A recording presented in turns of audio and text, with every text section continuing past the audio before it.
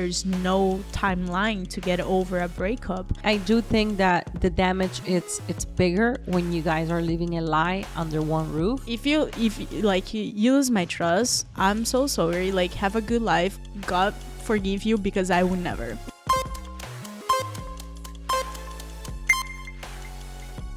Welcome, my amazing people, to I Got an Accent, So What?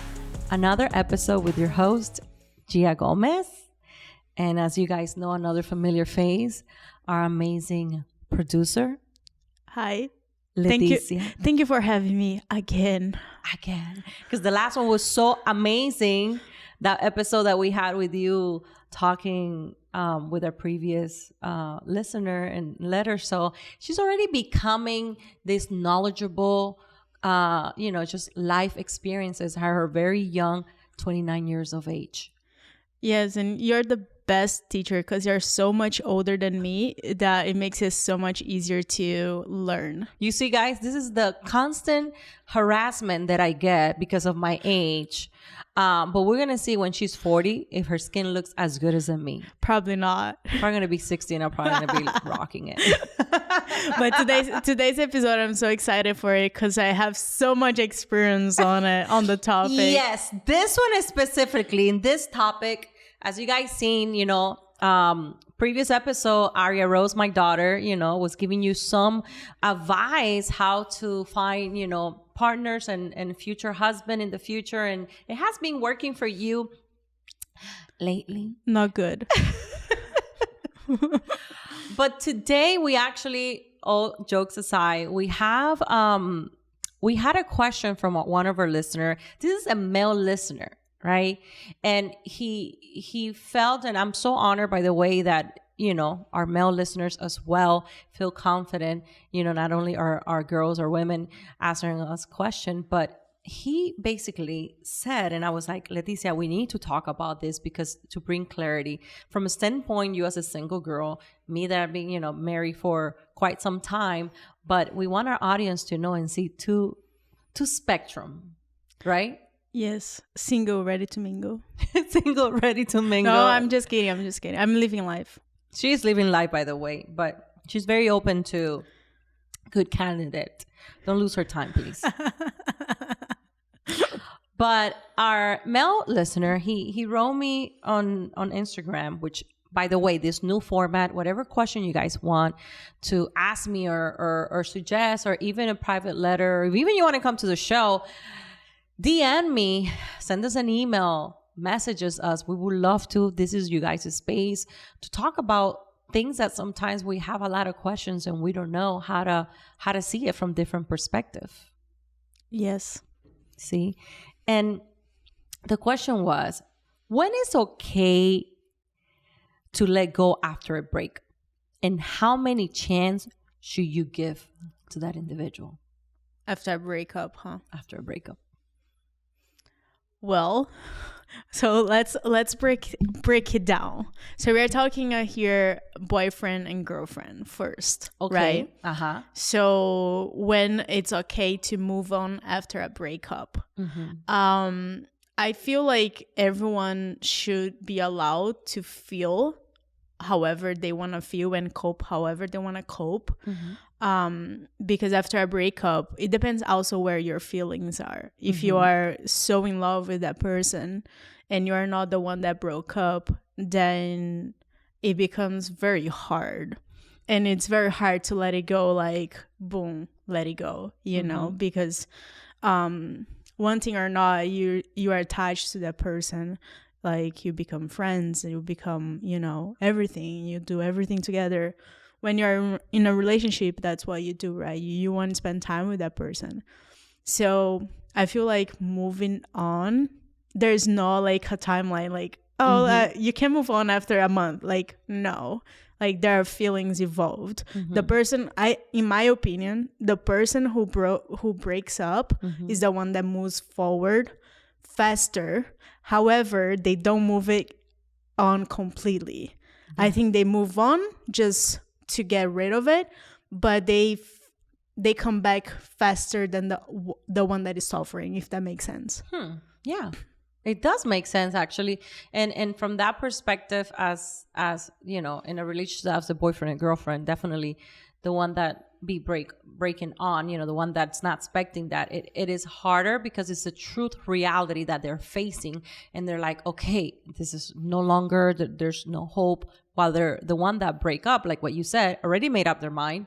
They feel like they have to move on to see what's out there, but maybe they have not assessed other things in their life that they're like, wow, I probably didn't give that person a second chance because it could be something so simple. I think they regret they regret faster than the one that is suffering before.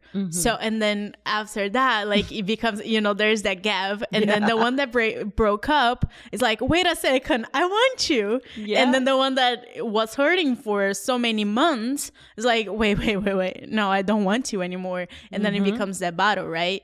I always joke that it's like when you break up and then you start moving on and you start meeting other person or whatever, then your exes always come back, or random people always message you like, wait, I'm happy now, I'm meeting someone, you know, I moved on. And then the ex is like, hi.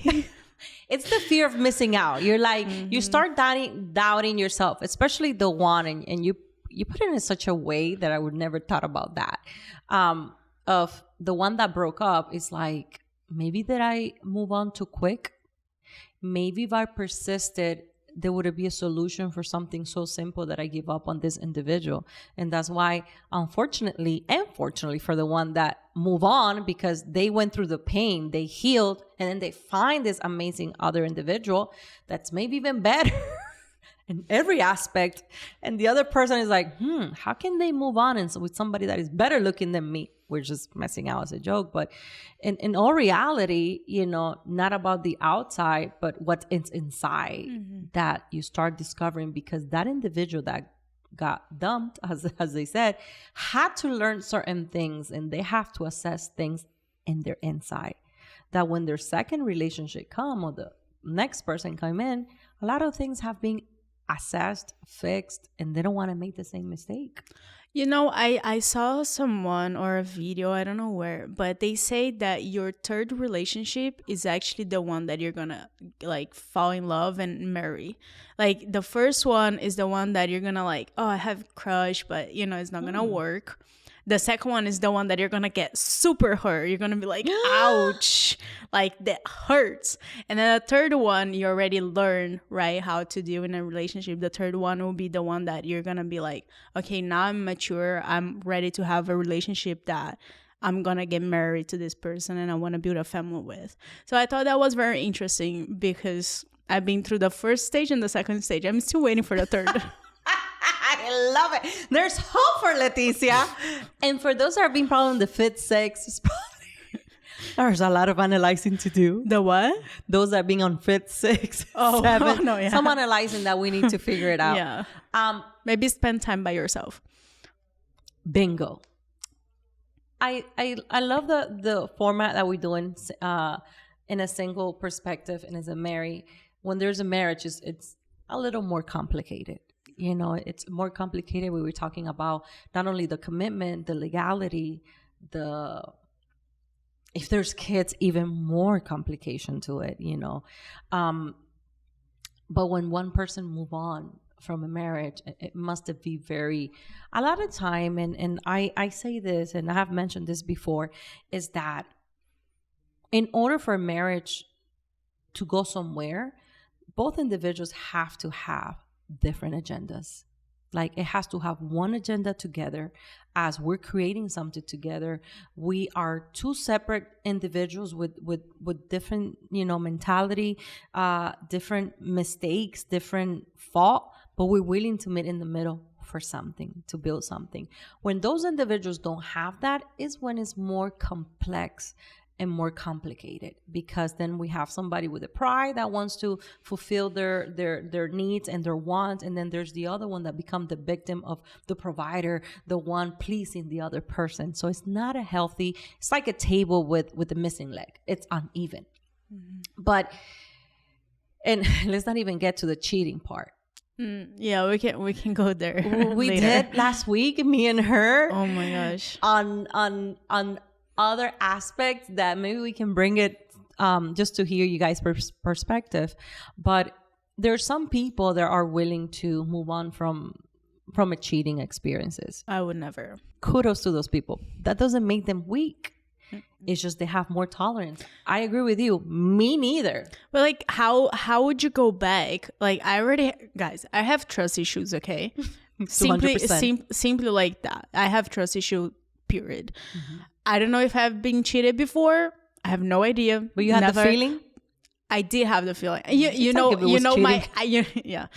I have a good feeling towards those things, but like I could never. Like if you lose my trust, I'm so sorry. Like, have a good life. God forgive you, because I would never. Oh my God, this woman. So I'm just like you in the sense that I would not forgive cheating. I think when you cheat, when you're unfaithful, you are not just unfaithful from like having some water and drink. There was some planning. There was some predetermination. Yeah, your English and mine. Premeditation. Some planning. There must be a little thing here. You're not doing something good, but you continue feeding that lust, that feeling that you want to do something. Cheating doesn't start from the physical effect. It starts from your mental. If you're out and you see someone and you're like, wait, I want to kiss that person, I want to be with that person, I'm sorry, that's kind of cheating. Like, you can look doesn't take pieces out, right? But it starts here. It starts in your mental. I understand, and I agree with you. But for some women, there's some sayings that says, what you don't see, you don't feel. And some of them said, we all looked, right? We all look because we have eyes, and you can say, oh, that's a handsome man. That's like, respectful. When they're running, oh, that's a nice body. But from the point of, oh, I would like to take this person to this, or I would like to do this too. You're already desiring somebody that I agree with you. It starts here. And even though you have not performed and done nothing, to me, just the disrespect that you did not consider your partner feelings, and forget about that. The one that actually knows, God, that sees your feelings. So a lot of times you don't have to do something, or you don't have to be in the act of unfaithfulness to be unfaithful in your head. It comes in the heart. And from the heart it goes here, and from here it goes to the action. It's just that some people are a little more bravery than others. But yeah, I do feel the same way. Nevertheless, there are women that have forgive, and I have to give it to you, ladies or gentlemen that do it, because you see something beyond. And a lot of people fight for their marriages and their relationship. To me, is a little more complex. And you guys might think I'm a little harsh, and we have talked about this, but I not even do any type of partnership with nobody that is a cheater. That's a good one. And the reason is, you're going to say, but yeah, I have nothing to do with no, it has to do with a partnership and doing business with somebody. You know, we're going to open a company, and I know you're cheating on your wife or you're cheating on your husband. The person that you're being vulnerable with, why am I not good to you? To me, come from an ethical standpoint of having character. I think a person that holds their temptation and hold on has more character than those that drive their life with feelings, emotion, and fulfilling their fleshly thoughts. You know, the things that I want to do this. It's like an athlete. And actually, it's funny because there's a verse in the Bible that says, everything, it's allowed, but not everything should be for me. And it's the same thing. It's an athlete. I think one of the athletes, we talked about that so much because you are a former athlete, in the sense that they can maybe have a drink and maybe they go party, but if they have a tournament and they have something, they know that they need to have their head focused into that end goal, which is winning and whatever that next challenge they do. And I think a relationship is the same way. That by you not partaking and feeding what your desire are, you're such a strong person and you have such a strong character that defines you as an individual. And I would love to be next to people that are like that. Doesn't make us that we're better than anybody, because we have weaknesses. Some people, that might be that weakness, but to me, it's all. Yeah, my coach in college, she should tell us, she was very like, there are different types of coach in college. The ones that say like, you cannot go party, you cannot do this or that. Or she was like, if something happens, you can call me. But if you have a tournament and you choose to go out the night before, then it's your responsibility to perform the next day. So it's your responsibility, if you are in a relationship, to be respectful with the other person. If you don't feel like, hey, I'm kind of like missing, like, oh my gosh, we're not doing too well. I mean, first of all, oh, let's not go there. Yeah, we're not doing too well, but I just want to look around what's around me. Like, no, like, come on, you're not out shopping at Target. Like, no. How can people do that though? No. I mean, I don't know. Again, I don't want this to be an episode of judging, but understanding. But yeah, I have zero tolerance. No, I judge you. I have zero tolerance for cheaters. But how can you be in a commitment with somebody? Let's go deeper. Even to the sense to have intimacy with this person, that it's opening up to you to give your all, because that's the most vulnerable thing. And all of a sudden, the next day, you're just chatting with somebody else to see if you can just hook up with this other individual. While at home, you have your spouse that is probably sacrificing, taking care of your children, doing something else, and you have no remorse and think, nobody's going to catch me. Okay, let me share. I'm going to share because I know you want to take us there. Okay. I didn't say it, but I want to be respectful. Okay, so I will tell you a story. Yes. Please, story time, Leticia. Story time. So I was talking to this guy, right? Which can we say the means, like where, like through the phone or through I was dating? texting. Okay. So we were texting, right? Okay. And he's like, hey, and from the moment we start talking on the phone or texting, whatever, I had the feeling, I was like, Gea, this guy, he has a wife and he has a kid. But but don't get ahead of yourself. Why do you feel that? There was, because I want the audience to understand. Yeah. You just felt like that, or there were some flags? No, I honestly just felt, because this dude would text me like at night, mornings, afternoons. Random times, doesn't matter. Anytime he will be texting me. So there was no red flags? There was no red flags, but I just had the gut feeling. And women, let me tell you, sometimes we feel, we just don't want to listen, but we feel.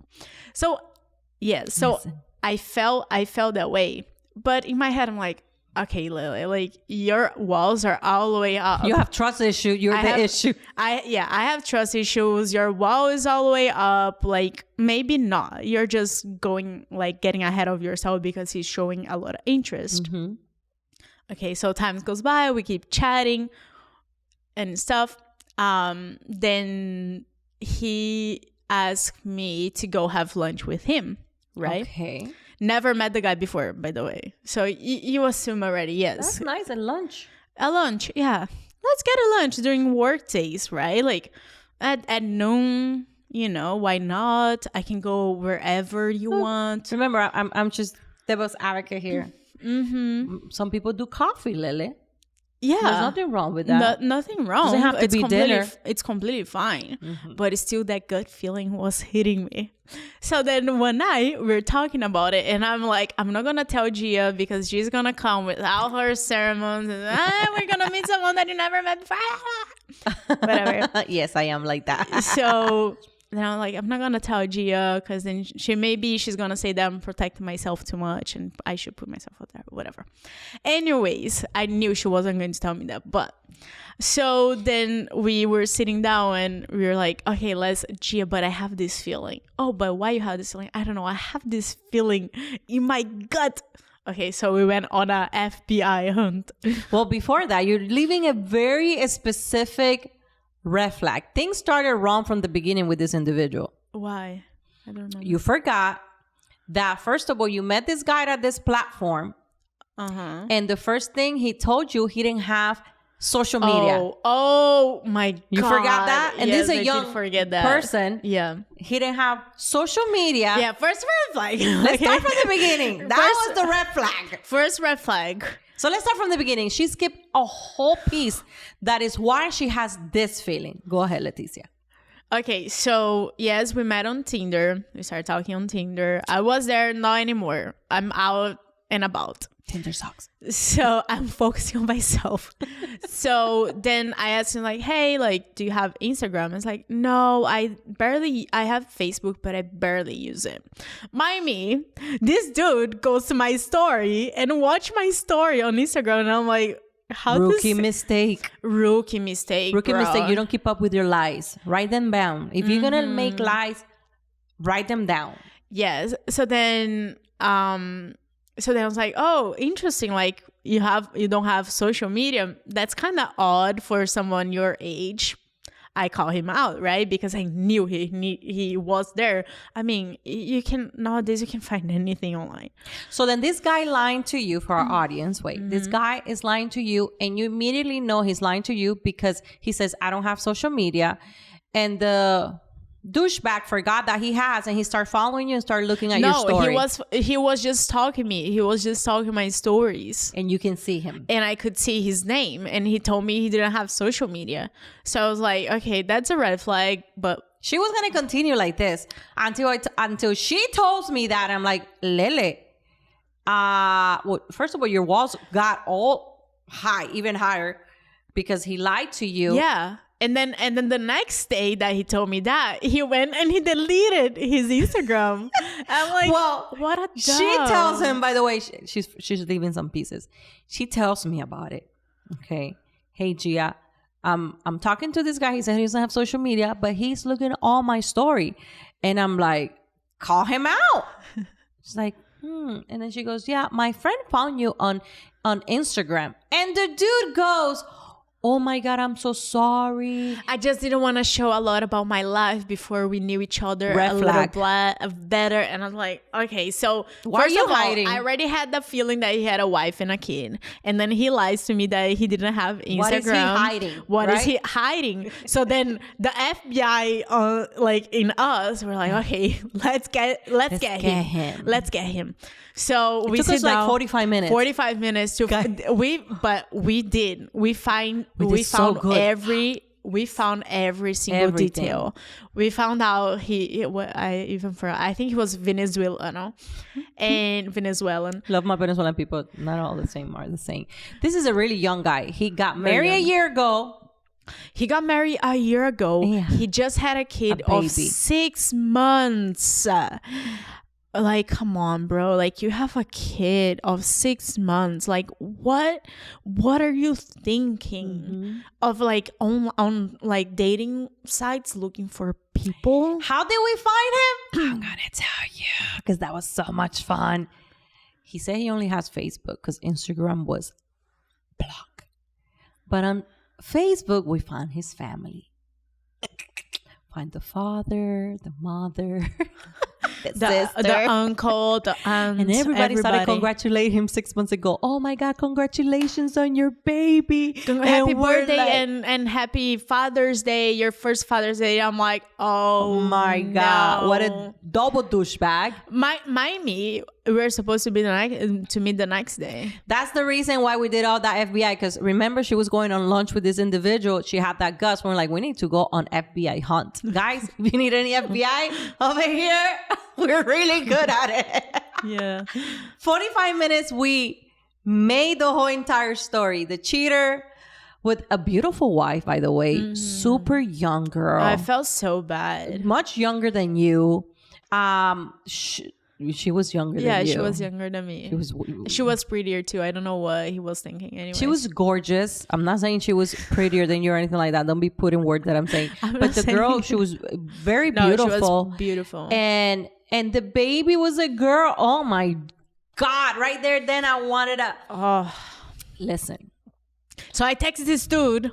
Okay, so I texted this dude. We went on dinner. Yeah. What are you going to do? What are you going to do? So I texted him like, hey, I had this feeling that you had a wife and I have a kid and had a kid.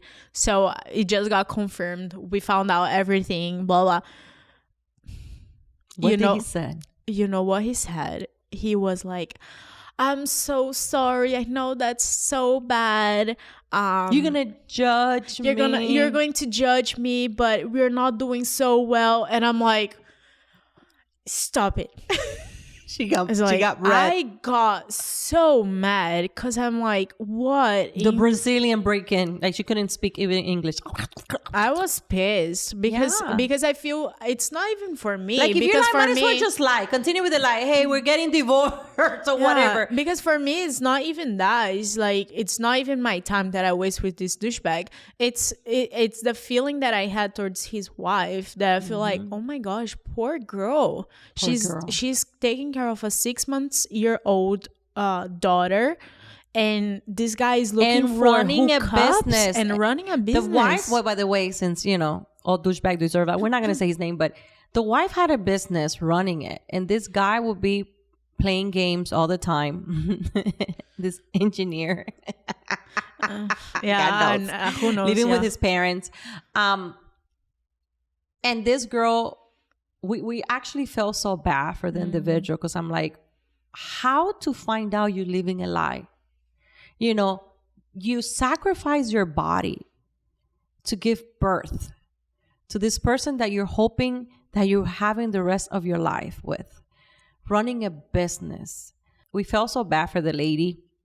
It was not our position to expose, poor girl, because I know most of you guys tell her. Listen, there's red flags.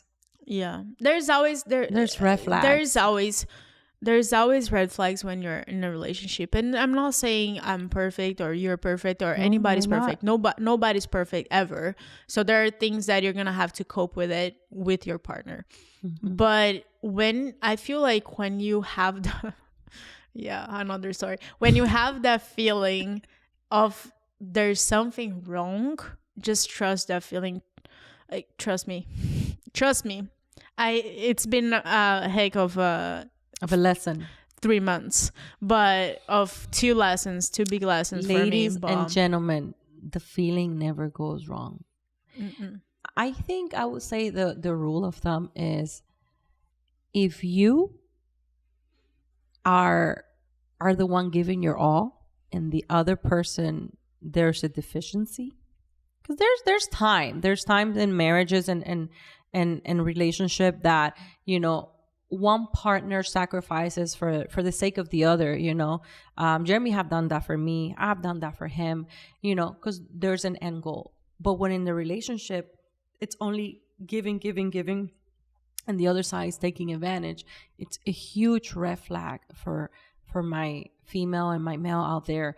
It has to be, you guys know, 200%, 100 and 100, and those are red flags that is going to be a durable relationship.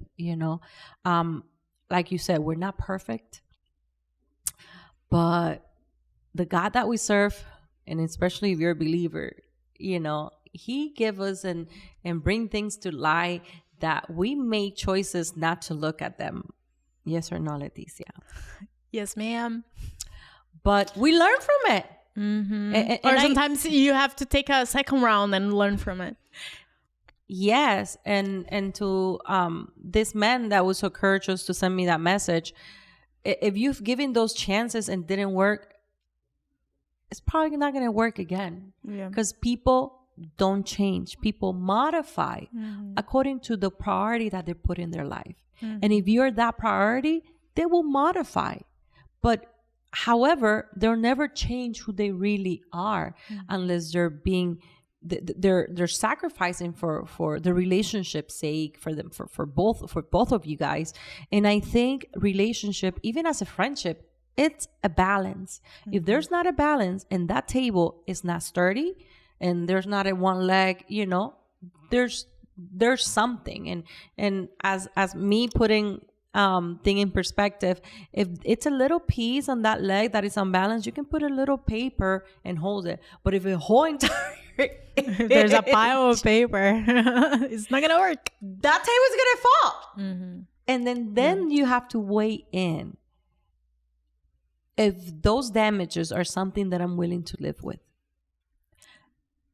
And in those cases that there's a long relationship and there's kids, what is this going to bring? A lot of time has to do with healing. And a lot of time for those that are sacrificing and forgiving for their children, when our children are 18, they're not ever going to say thank you for sticking up. It's more likely, because they always know when there's something right or wrong in the relationship. It's more, was your sacrifice enough for yourself?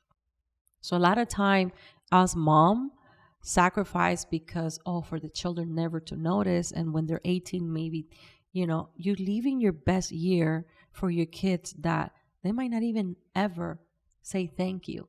Or they always knew what was going on, But kids don't hold marriages. 200%. Period. You're not gonna you have your life, your kids are gonna have their life. You're not gonna live in the same house with your spouse, sleep in different rooms, and your kids are gonna think that it's normal. It's not normal. They're gonna have to understand and move on with life and be able to co-parent in a friendly way that nowadays a lot of people do. Yeah. But kids don't hold marriages. I'm sorry. I do think that the damage, it's bigger when you guys are living a lie under one roof than just saying, listen, kids, it's not working, but daddy and mommy are going to do everything in their power to give you an amazing, relationship as parent, than to a stranger living under a roof that then you're teaching your kids of something that is not real. You're not giving them the opportunity maybe to be good spouses in the future, because what you're giving them is not a real relationship. When is it enough for you to say, I need to move on for my sake? I feel like it's kind of cliche, right? But you only live once. If you're unhappy, what is the sense of life on that? If you're unhappy with the person that is next to you, if you're giving more, or if you, for God's sake, if you don't love that person anymore, why are you going to be unhappy if you have other opportunities? And actually, that destroys everything in your life. It destroys not only your happiness, but your health. Imagine you always have that feeling of, I don't like this person, I'm not happy, and I don't know where to go, or you're gonna make you unhappy, your partner unhappy, and if you have kids, you're gonna make your kids unhappy. Yeah. So it's better to be mature. And I mean, I have no experience on that because I'm not married, but I feel like it's better to have maturity of we're gonna fix this, or should we both deserve to be happy apart, but also have a healthy relationship so we can raise our kids together not put things under a rug. Exactly. Not when your house is dirty that you up the carpet and put it down. That doesn't work, because one time you're gonna have to take that carpet out and things will become reality, and you'll become more messier. And exactly, and you're gonna have to face it no matter what, but actually, that is the truth. You have to clean the house later on or earlier, but it has to be clean, and it has to one time or the other. You're gonna have to clean the house. You're gonna have to get the vacuum and clean it. I would like to dig into, because that's another part I feel of that question that gentleman did, because even though it was a very complex question, he said, should I give another try, or when is enough? And I think it comes from a place of being afraid to be alone. Yeah. And I know you're a perfect example of that because you live alone. You've been on your own since you were 18 years old. So to me, you're actually the epiphany of how to be happy and make yourself happy first, not having somebody next to. True. I've been by myself a very long time. And I think in a sense that's good because you learn how to be alone. But also it's not good because your walls are all the way up and your standards go way up that sometimes you're like, you have to find the balance of meeting the other person in the middle. Mm-hmm.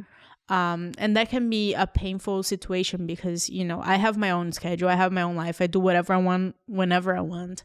And then when you're meeting someone, then it's like, okay, now I have to adjust. I have to go to dinner and I cannot just be at home by myself watching a movie or working or completely like editing or whatever.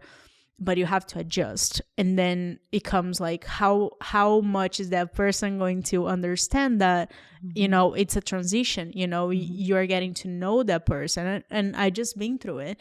And, you know, you have to get to know that person and adjust to each other's schedule, to each other's life, and be able to meet in the middle until you know, develop that love, you know, that you're gonna be like, oh my God, I want to do everything with you. Like, you know, because I think it's a balance. Have you ever felt that though? Like, I want to do everything with you. Yeah. And that's when I knew I was in love.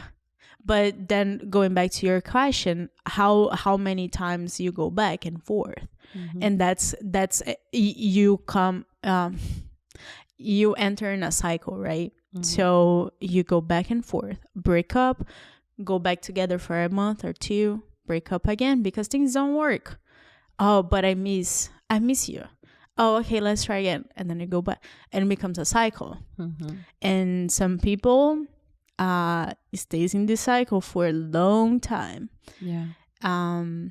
I stayed in it for a couple years, and then to get over it, it took me 4 or 5 years. Oh, wow. So, and then for you to open up again, it's very hard because you get hurt and you like your partner, like you get used to being with that person for so long. And it becomes kind of like it's not a marriage, but you spend a lot of time together. It's kind of a marriage, just without document, because you're spending time, you're getting used to their schedule, so you become your own custom of things. Yeah. So you do everything together, and then out of nowhere you are out, you know, and you start like that good morning text, there is no more, you know, that good night, there is no more, and that's like, it's hard for you to get over it. That's why I said in the beginning, there's no timeline to get over a breakup because everyone cope the way they want to cope. You can't get stuck in it for a long as time. And it's hard. And then for you after that, for you to put your walls down, and speaking on my own experience, for you to put the walls down, it takes time and it's not easy. I'm not gonna lie to you, it's hard as like coming from like a younger generation but living in an old mindset because that's how I am. I was in dating websites and whatever, it's just to waste time and whatever, and to feel that adrenaline of, oh my gosh, maybe I meet the love of my life here. No, probably he's not there. It happens. Wow. It happens because a lot of people get married, have kids, and happily forever. But what is what is the graphic of it worked and it didn't work? Yeah. I think the one that didn't work, it's much higher. Well, you know how I feel about these dating sites. We're not gonna get to it because we'll be here forever. Now, I do want to bring a different perspective because I think there's been a before Leticia and an after Leticia. Before you have those breakup and your life, your spiritual life have changed. Absolutely. And I think that also bring a different texture into how we deal with other people when we have a relationship with our creator. Absolutely. I 200% agree with you.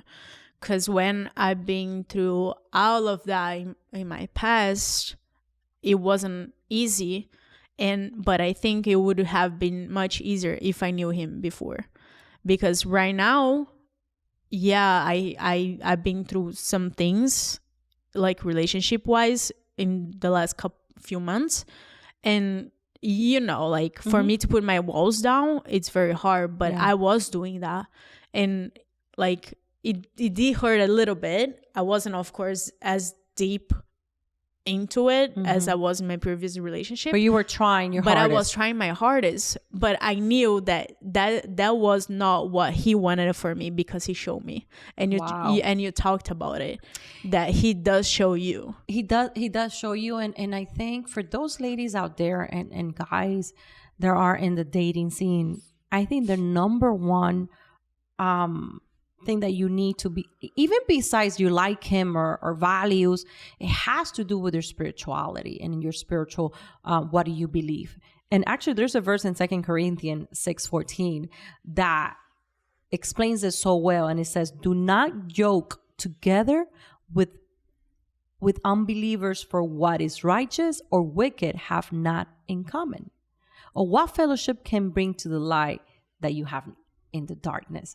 It's not that you should not date or marry somebody, somebody that does not believe your same faith, but it's going to be more difficult. And you're going to go through hell because you chose that. And it's like what it says on Joke. It talks about when back in the days when you were working on the land, the two bulls that were working were Joke, right? They were attached at the horn together to do one job. But when they were uneven, the job was not done. And they were kind of like fighting because they're like, one is hurting the other than the other. The other one was easier and the other one was hurting the other. And God put it that way to explain to you, it's not recommended because you're going to suffer.